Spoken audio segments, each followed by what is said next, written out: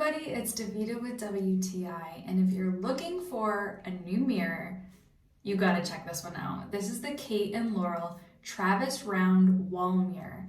It's 31.5 inches in diameter, and I feel like it would go so well in many different types of spaces. Here, it's currently in the bathroom. As you can see, it's placed just over a small sink.